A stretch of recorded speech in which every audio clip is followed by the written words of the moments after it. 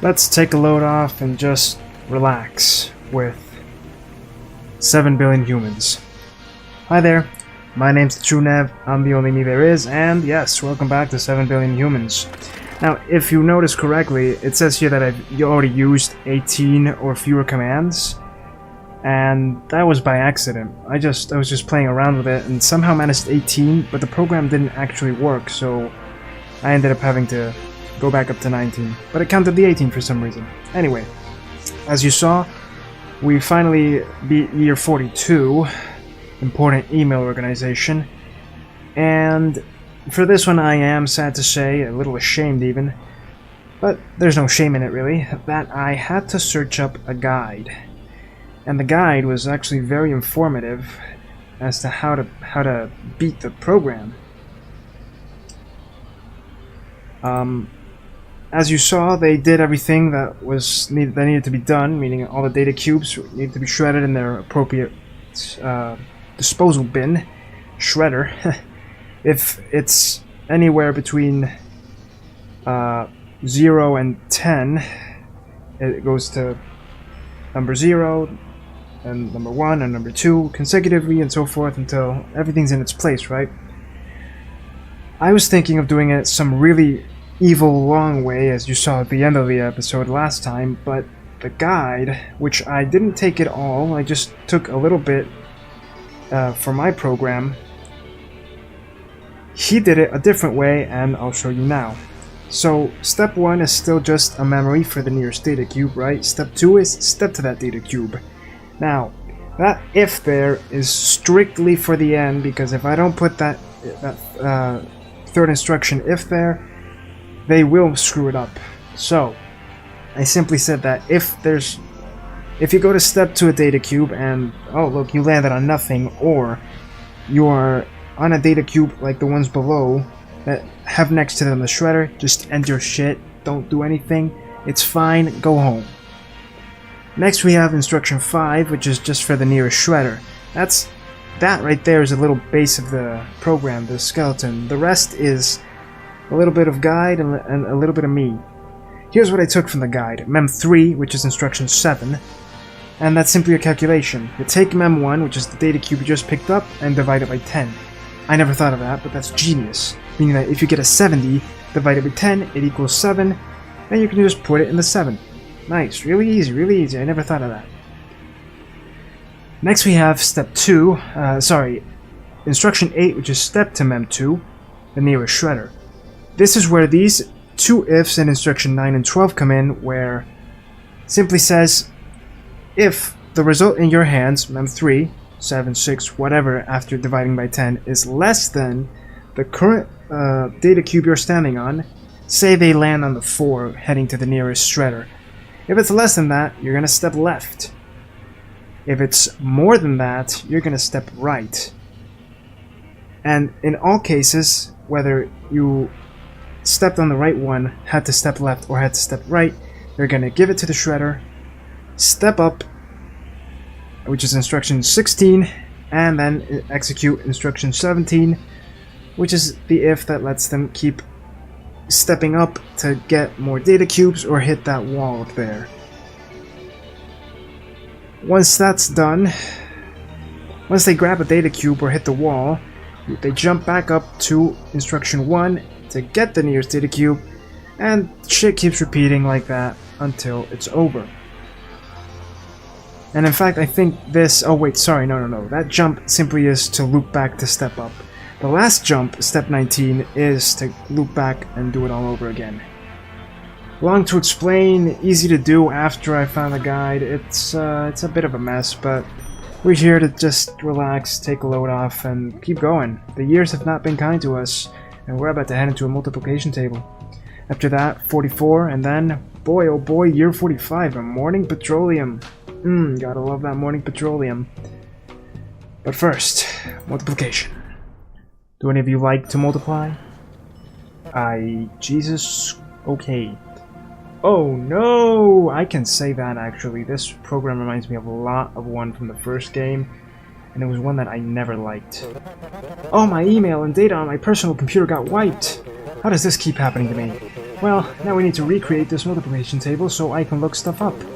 Like, if a sandwich contains 2 calories, and if I eat 400 sandwiches, how come I still want to eat more sandwiches? That's a good question. That's multiplication. Yes, sure. See that grid over there? Each cube should be the product of the row and column headers, of course.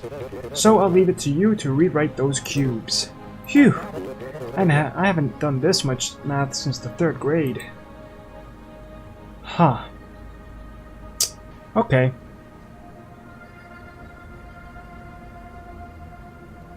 Oh boy. Alright.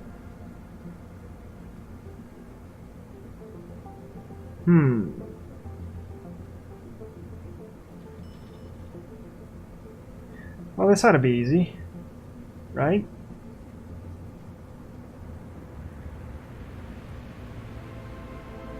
Each worker has their own mem. The problem here is getting them to line up against the left wall and then line up against the bottom. Maybe I don't have to do that, but I'm just thinking of the ways to do it. I guess I'll see you at the end. Let's hope I don't need a guide this time.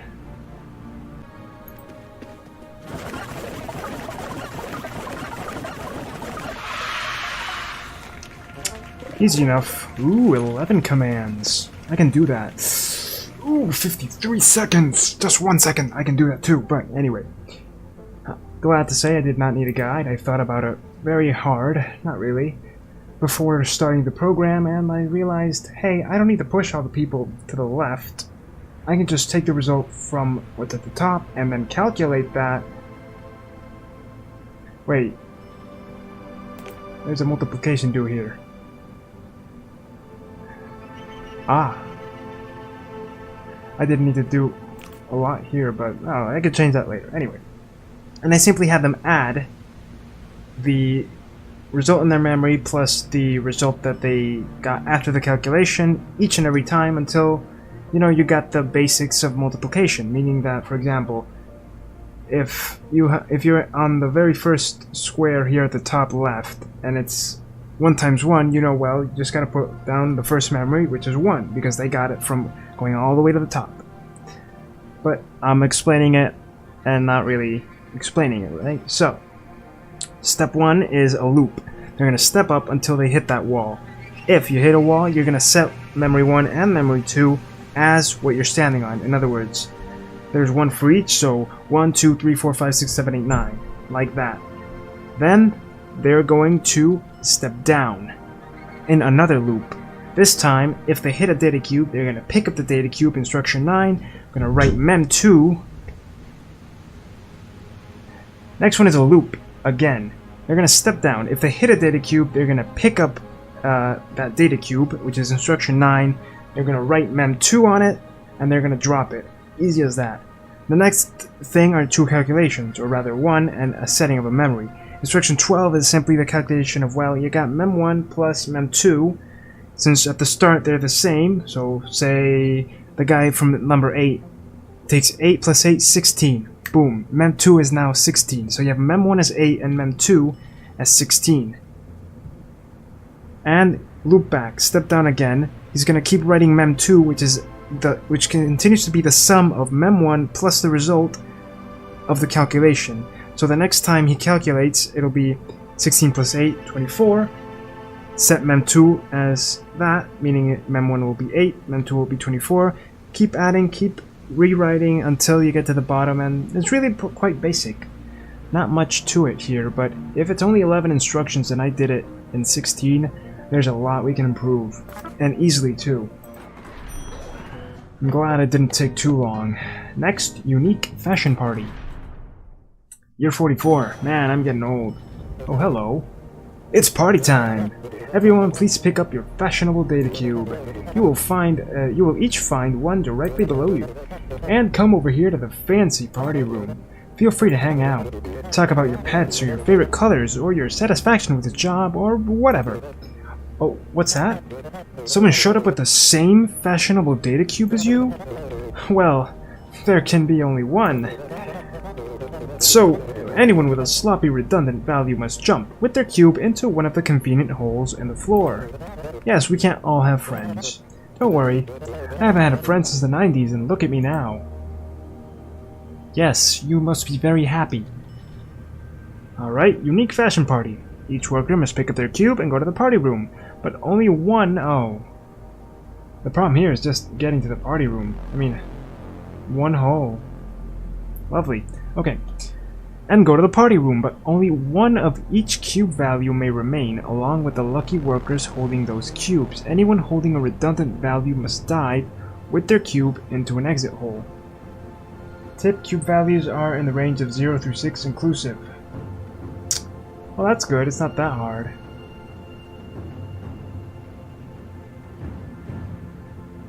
Okay, yeah. I think I got this. It's not that difficult. It'll be hard. Or not. I don't know.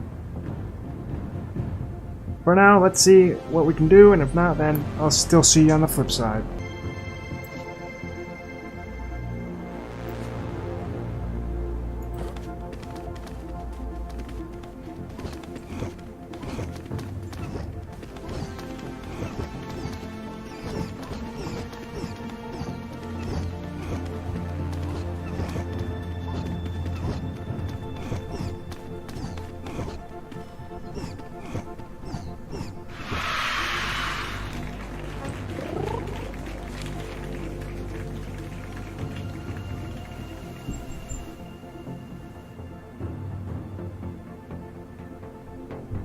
Well, I'm not too proud of this.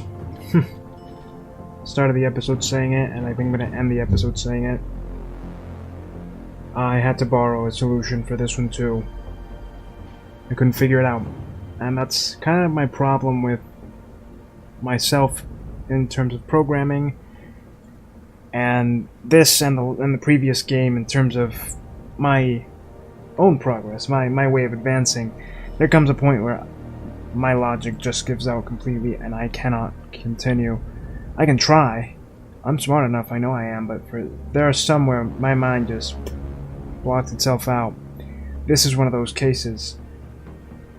And for this one, I sought help, again, a guide online. And I tweaked it a little because I saw the person had at least 20 instructions. And it was really inefficient. I reduced it down to 13. That's almost 11, but... And it's pretty simple once you find a guide and realize it. First step, they pick up the data cube. Second step, step down. Third step, if they haven't hit a wall, they're going to keep stepping down. Once they do hit the wall, we come into the fifth step.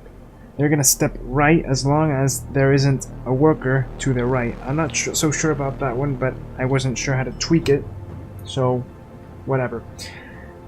The 7th, 9th, and 11th ifs are similar to the sorting program from way back, where it's simply sorting them left and right depending on if they are bigger or smaller, right? And the point of it was, as you could easily see, to get the biggest one, meaning the biggest value here, 6, against the wall to the right, then 5, then 4, then 3, then 2, but since there are so many repeating values, it's simply, that's where instruction 11 comes in. Hey, if my number is the same as the person to my left, I gotta step down into a nice little hole. You might be wondering, why not to your right? Well, because then we hit this snag where just coming out of between those two walls in the center of the room, if it's a 0 and the person to your right is a 1, you can't do anything. So, I thought of doing it like this. Or rather, this is how the person did it.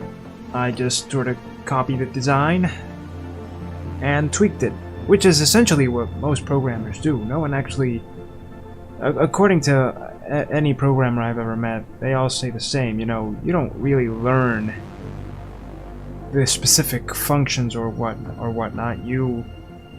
If you have trouble, you can take from another person's work, and if you can make it better, then that's great. Because programming is in a way about building up one another. But even so, I'm never proud of having to look at other people's work. there's no shame in looking up a guide, but I don't know. This is the kind of thing where you think, hey, I can do it, until you can't. And morning petroleum. Here we are, year 45. I was going to stop. I was, but I thought, hey, it's right there. Let's just look up the guide, right? And from here on, we get into the hard and very hard levels. And let me check. 1, 2, 3, 4, 5. 9, 13, 17, 20, 24 more levels. Let's see. Let's see how this phase 3 goes. But that'll have to be next week after the morning petroleum. Year 45. Darkness. Hey, this room. This is the break room from the first game. Wait a minute. Didn't she die?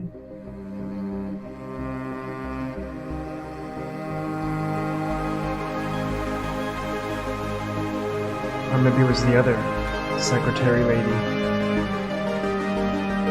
Could have sworn it was her, but man, this soundtrack is freaking amazing. I've discovered... Holy shit. I discovered something I never thought I'd love so much. Cello and synths. It's time. It's time to go. End school. End school.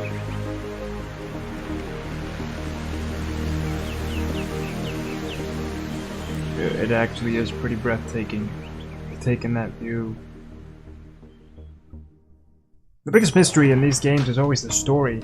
Like, you can tell what the story is just from the cutscenes alone, but whew, I'm not sure what they're trying to say with it. If there's any symbolism beyond the actual symbolism. I don't know what I'm saying. Anyway, yeah, that's all for today. Only 2 or 3 programs, not much, but I tried. Anyway, if you liked the video, thumb wrestle with that like button down below, comment, and subscribe. But as always, I'm the only me, so you be the only you. See you next time.